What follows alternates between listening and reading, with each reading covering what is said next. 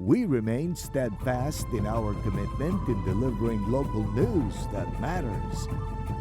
Stories that inspire. Enriching the lives of Filipinos in the Philippines and across the globe. This is your GMA Regional TV. Buong puso para sa Pilipino. Ini ang GMA Regional TV Balitang Bicolandia.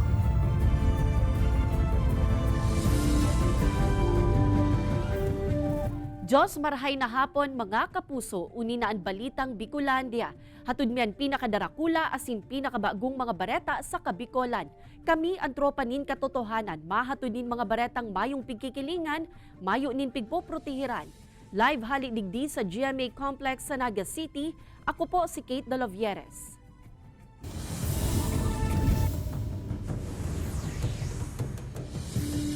Dagmang na mga tao piga-antisiparan na maruso sa mga Campus Santo sa aga.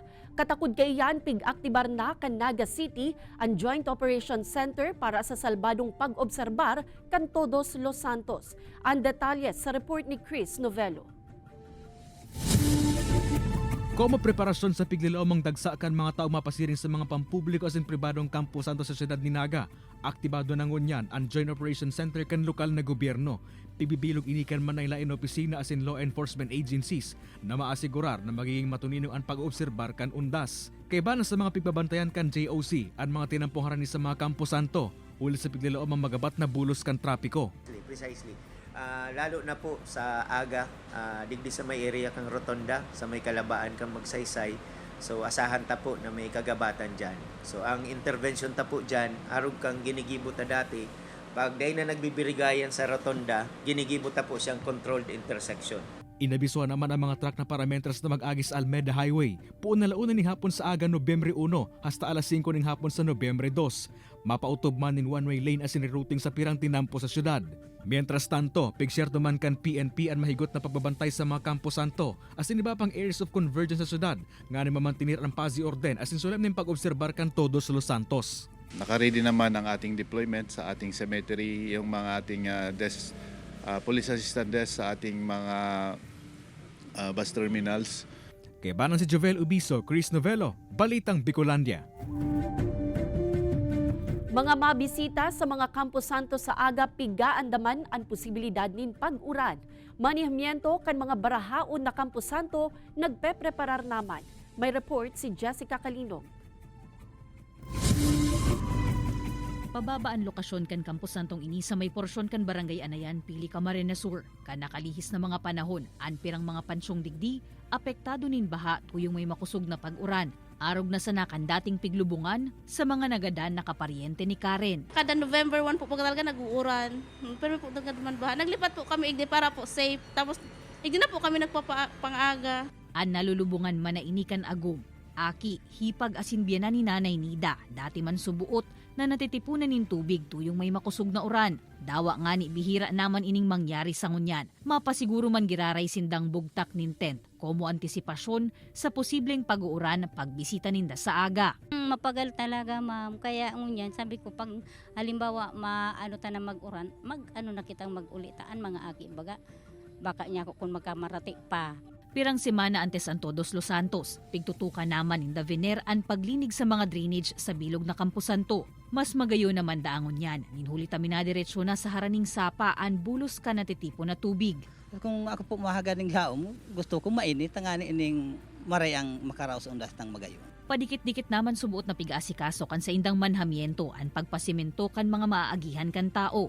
Alagad din huli tadaga pagiraray ang mayorya kan agihan. Syertong kun mag-uran, magiging malaboy ang dalan. Kaya sa Nobyembre 1, striktong ipapangalad man giraray kan manhamiento kan Memorial Garden ang paglaog kan dawa anong bihikulo. Si primero, itong mga tao dahil naman nakakaralaog. Takadako ng sasakyan. Pandua, crowded ng maray. Pantulo, nagkakaugwang iriwal nata, ng mga atrasan o abantihan. Minsan ng paparkingan. Ipigpakiulay naman subuot nindaan kataid na gasolinahan pati na ang porsyon sa may barangay hall. Nganing maparadahan nin lunadan kan mga mabisita sa Campo Santo. Kaibanan si Gerald Gandia, Jessica Calinog, Balitang Bicolandia.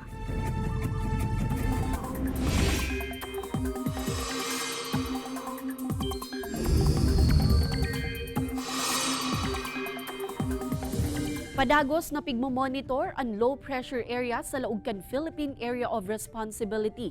Huring nahiling ang LPA sa rayong 565 kilometers sirangan kan Infanta, Quezon. Sigun sa Pag-asa, hababa ang tsansa kaining maging bagyo asin posibleng magluya mantang padagos na nagrarani sa kadagaan. Padagos man ining imomonitor sa mga masunod na aldaw. Apara sa trough kan LPA, makakaapekto man sa nasyon ang shear line asin duro sa amihan. Basado sa datos kan Metro Weather, halangkaw ang tsansa nin uran sa bilog na Bicol Region. Posible man ang nauranon ang iba pang parte kan nasyon, kabali na ang Visayas asin Mindanao.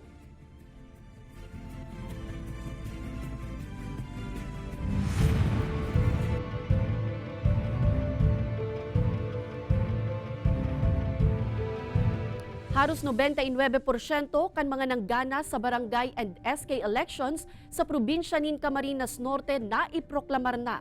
Alagad huli sa nae-eksperyensya na pag-uuran sa probinsya, day pa na ibabalik ang nagkapirang election returns na gikan sa isla kan Calaguas. Sa ibong kainipig syerto kan COMELEC na dai kini maaapektaran ang proklamasyon kan mga nangganang kandidato sa islang barangay, apwera na sana kung igwanin magsuunad nin reklamo o protesta. Mientras tanto, padagos man ang komisyon sa pag-imbestigar katakod kan mga nai-report na insidente nin vote buying asin vote selling sa pirang lugar sa Camarines Norte. Opo, sa ngayon po hindi naman lahat pa nakabalik yung mga election returns balota kasi may mga malalayong lugar.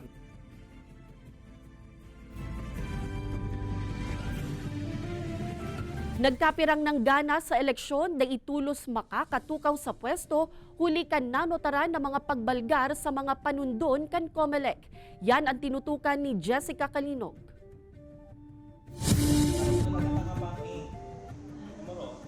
Alas 7 nin aga hasta alas 3 nin hapon ang regular voting hours kasuudma para sa barangay and sangguniang kabataan elections. Pagpakol nin alas 3 nin hapon, isinarado na ang butuhan, asin saka naman pinuunan ang bilangan.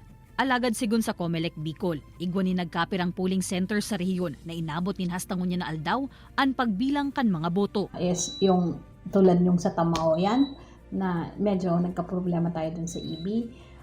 Yung sa malalaki na population, so medyo na-extend tayo ng konting voting. Pero mga alas 5 tapos na nagsimula na tayo ng bilangan kaagad.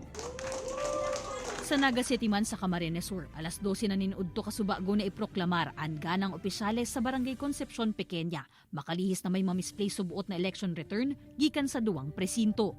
Pigkumpirmar man ni Attorney Valesa ang pagsuspender kan COMELEC and Bank 1st Division asin 2nd Division sa proclamation kan 8 mga kandidato sa rehiyon. Kung sain apat sa mga ini, yukuta naan ng gana sa bilang kan mga boto asin kadaklan para sa posisyon kan pagkakapitan. Ang mga ini convicted subuot by final judgment sa pigaatubang na criminal case.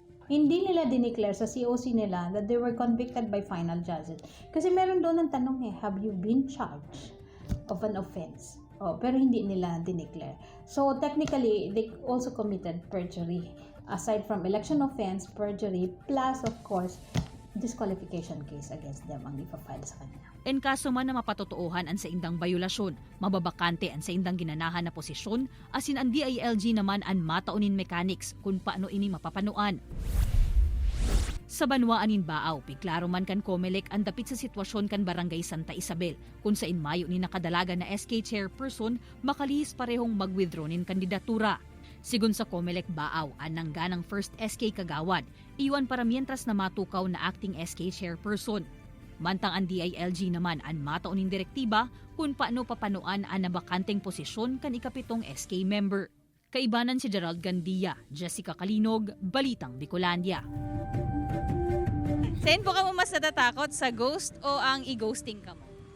I-ghosting? I-ghosting po. Ay, hindi. Kasi nasanay ka na sa isang tao tapos papaasahin ka ulit. I-ghost po. Masakit.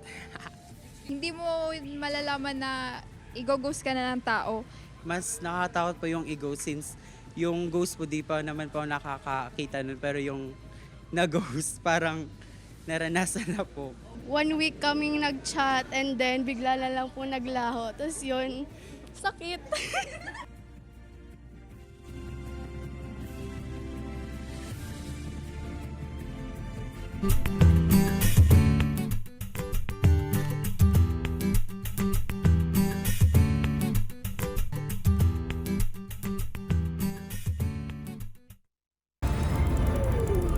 Ini ang GMA Regional TV Balitang Bicolandia.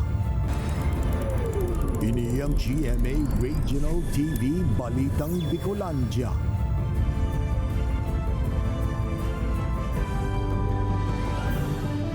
Maluyang padalagan kan mga e-bike drivers sa tinampo saro sa mga nare-resibing reklamo kan PSO hali sa mga motorista.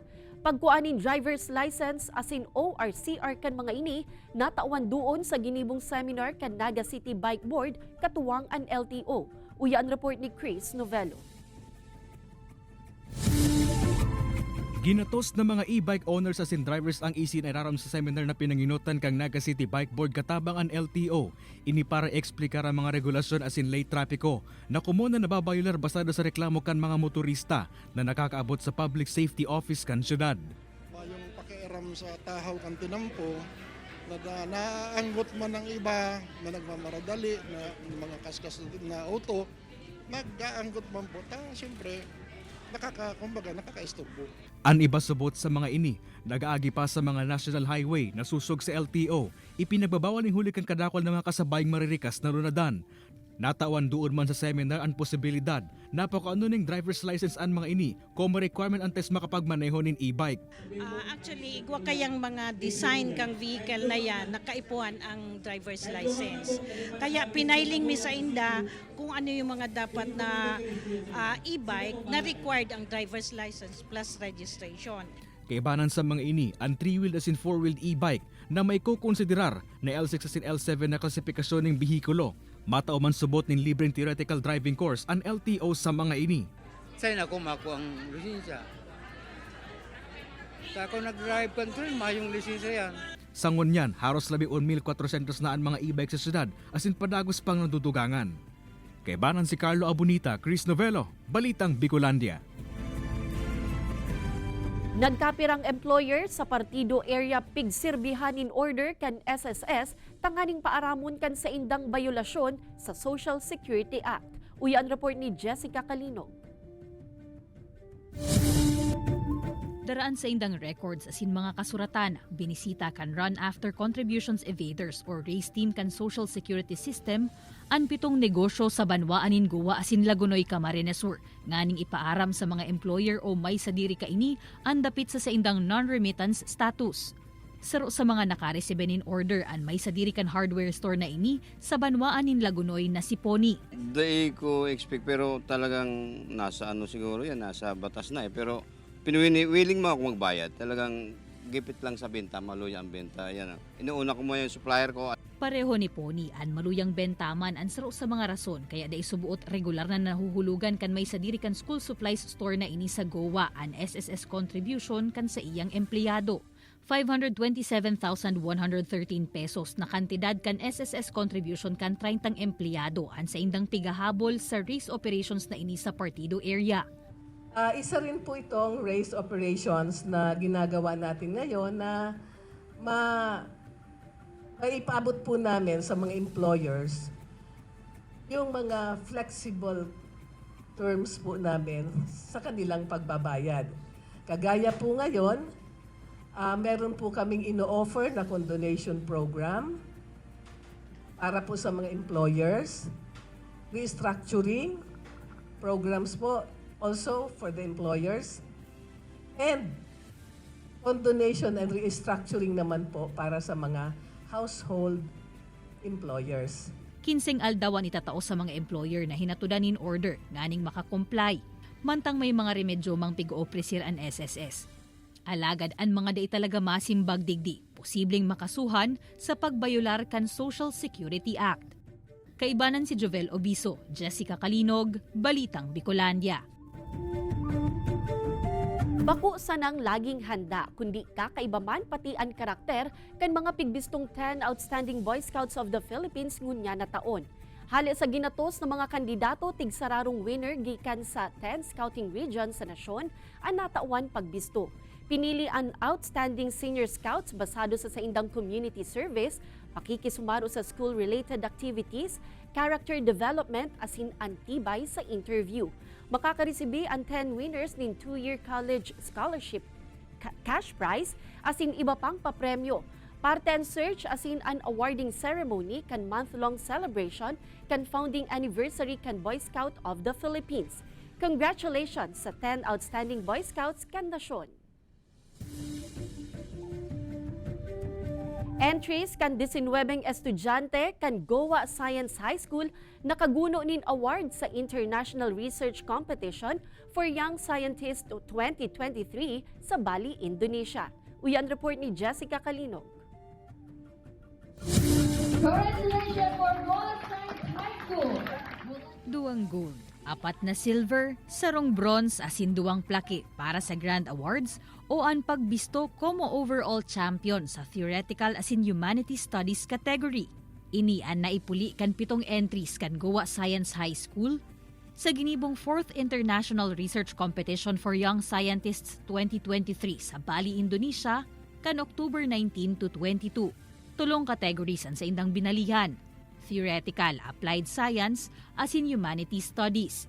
Confident kami kasi kami po talaga nag-prepare ka to and all our hard work. So kay Puhan po talaga na aram may na manggagana kami. Saro sa mga pigpresentar asin nakagana sa kompetisyon ang dapit sa solar-powered deep well na proyekto kan LGU Goa. And sa paghiling mi po, dahil sa pag-adal mining duman sa project na to, nahiling mi po na kadakol po ang na-transform na buhay dahil na-provide po ning tubig si waterless areas sa far-flung areas sa upland barangays. Nag-agi man subuot sa manlain-lain na research ang gibo kan mga estudyante asin ang mga nabilog na pag-aadal hurot man na magamit asin makatabang sa komunidad. Halimbawa na lang itong sa flood detector na kung saan pwedeng magamit kang MDRRMO na dawa mayo pa si bagyo or kalamidad na detect na maabot. They will use that also. Pwede sing na magkaigwan ng full scholarship sa ibang schools, sa universities na sa indang e-enrollan. Labi man ang pasasalamat kan eskwelahan sa gabos na nagindalan nganing makaabot sinda sa 30 ini asin lugod magin inspirasyon man subuot sa iba pang researchers to take risks para sa skills asin para man sa day matatawaran na experience. Kaibanan si Gerald Gandia, Jessica Kalinog, Balitang Bicolandia. Saan ka takot? Sa ghost o sa ghosting? Ghosting, yeah. Kaya ako, based on my experience, kasi saro na ako, isa na akong widow po ako. Halimbawa, siguro nung hindi pa nag-1 year yung asawa ko, after 40 days baga yung sabi nila nagpaparamdam pa daw po. Nung una, hindi naman po ako naniniwala dyan. Kasi hindi ko naman na Pero may times po na itong parang namamalik mata po ako ganun. Tapos may times na parang may nagbubulong sa akin, ganun. Ma'am, saan ka takot? Sa ghost or sa ghosting? Sa ghosting po. Siyempre, yung alam mo yung parang kinakausap mo siya tapos bigla na lang mawawala, ganun. Nakakatakot yun. Sobra.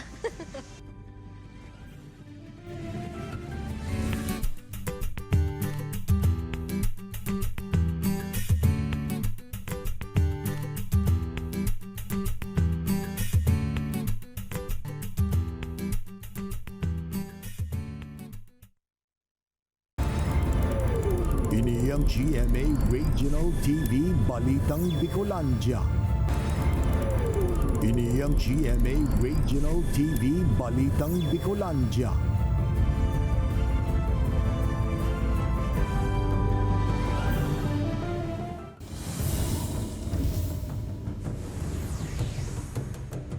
Mga mabakal nin burak nagpuon ng magruso sa Naga City People's Mall. Presyo kan burak naglangkaw na sarong aldaw antes ang Todos Los Santos.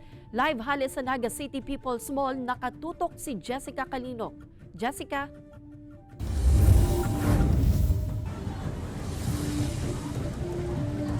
Kate, 80% kan mga burak na ipititinda digdi sa Naga City People's Mall hali subuot sa Dangwa. Apwera sa mahal ang bakal ninda kaini, dagdag gastos man ang transportasyon pasiring digdi sa Naga City. Kaya ang bentahan kaini mahal talaga sa mga panahon na ini.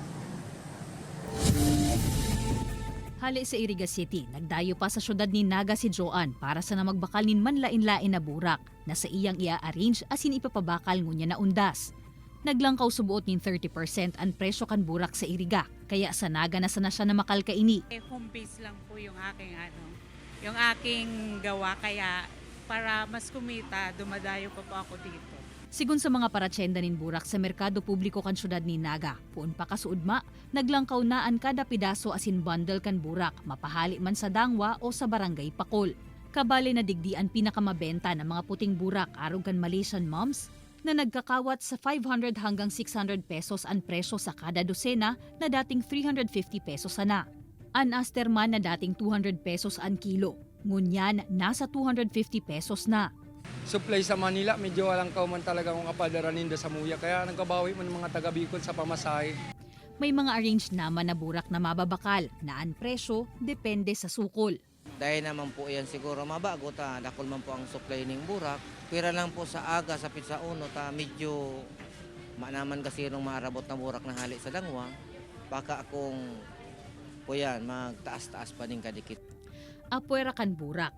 Nasa 5 pesos man ang nilangkaw sa presyo kan kandila, depende man giraray sa sukol kan mga ini.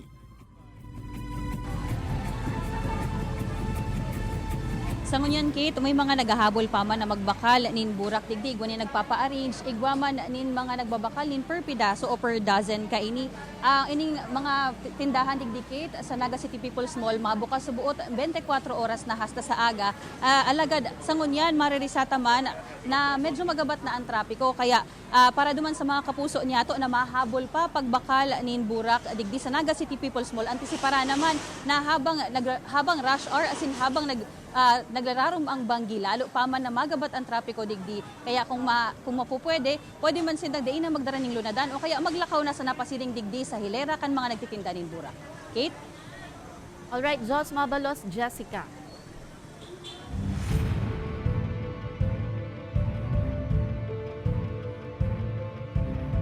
Ginibong barangay and SK election sa Bicol Region kasuudma naging matuninong sigun sa PNP asin COMELEC. Alagad COMELEC nagpagirumdum sa mga nagkandidato na day paglingawan na magkumple sa mga dapat isumitir sa saindang opisina pagkatapos kan eleksyon. Si Chris Novello para sa detalye. Generalmente naging matuninong ang kakatapos pasan ng barangay sinsanggo ng kabataan election susog sa COMELEC asin PNP. Resulta subot inikan pusog na pagtatarabangan kan mga otoridad sa pag-asigurar na magiging matuninong ang pirilian. Walang masyadong ambirian. Lahat yun na-resolve natin kasi meron tayong mga contingency measures doon. Generally, peaceful po yung election natin considering na we have a minimal incident na nangyari within the 24 hours of October 30. Naging matarim po man ang pilot implementation kan mall voting na ginibo sa siyudad ng Legazpi. Ang mall voting na inian pagbabasehan kan COMELEC sa posibleng implementasyon kay inisiba pang lugar sa nasyon sa mga masurunod pang eleksyon. Resulta sa buot kan mahigot na security protocols na piglatag kan COMELEC, PNP asin iba pang katuwang na ahensya, ang matarim pong barangay sin SK election sa Camarines Norte. Mayo man kayang nairehistro ang anumang insidente sa manaylain na polling precinct sa probinsya. Sa ibong kan-enot na mga insidente ning kariribukan, generalmente mang naging matuninong ang eleksyon. Sa probinsya ning Masbate, mahigot man ang ginibong pagbabantay kan PNP and AFP, urog na sa Banwaan kan Aroroy, kung saan mahihiling ang armored vehicle kan Philippine Army sa lugar. Ngunit natapos na ang eleksyon, pinagirumduman kan COMELEC ang mga kandidato kan sa mga responsibilidad. Mapagana man odogan mga ini na kusang baklasan ng mga campaign materials asin ang pagsumitir kan Statement of Contributions and Expenditures o SOSE. Nagka-akibat po yan na parusa. It's either administrative fine or perpetual disqualification to hold public office. Kay barang si Jovel Ubiso, Chris Novello, Balitang Bicolandia.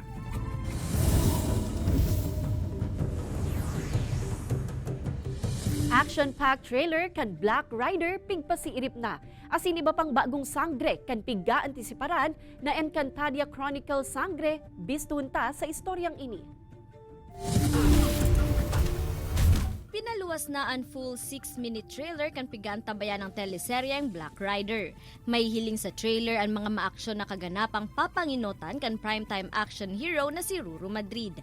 Tutukaron sa serye ang mga tema dapit sa social class asin kun paano ginagamit kan mayayaman ang sa inang kapangyarihan sa pag-angat sa buhay kan mga nagtitios. Makakaiba ng digdi ni Ruru sinda Mateo Gudicelli, Katrina Halili, Raymond Bagatsing, Zoran Legazpi, Raymart Santiago, Gladys Reyes, asin iba pang darakulang aktor gikan sa maniba-ibang henerasyon.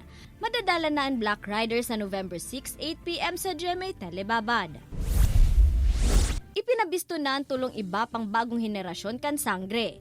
Iyan sina Faith Da Silva, Angel Guardian, asin ang primerong lalaking sangre na si Kelvin Miranda. Siya yung nagbigay ng inspirasyon sa akin para galingan ko palagi, para ipakita ko sa mga tao na I'm deserving of this position right now. Taos-puso po kaming nagpapasalamat ngayon pa lang sa suporta na ibibigay ninyo. Iniimbitahan ko po kayo na papasukin niyo po kami sa inyong mga bahay at puso.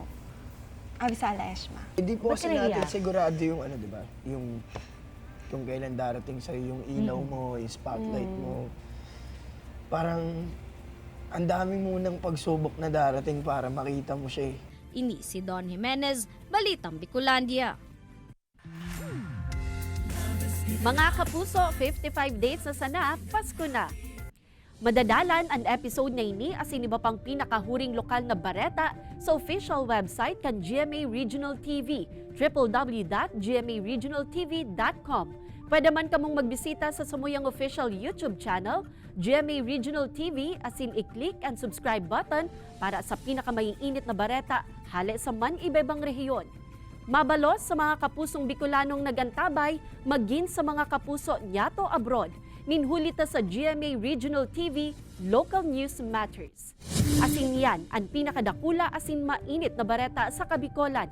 Ako si Kate Dalovieres. Kami ang GMA Regional TV Balitang Bicolandia, bilog na pwersa para sa mas dakulang misyon asin mas mahiwas na pagsilbi sa nasyon.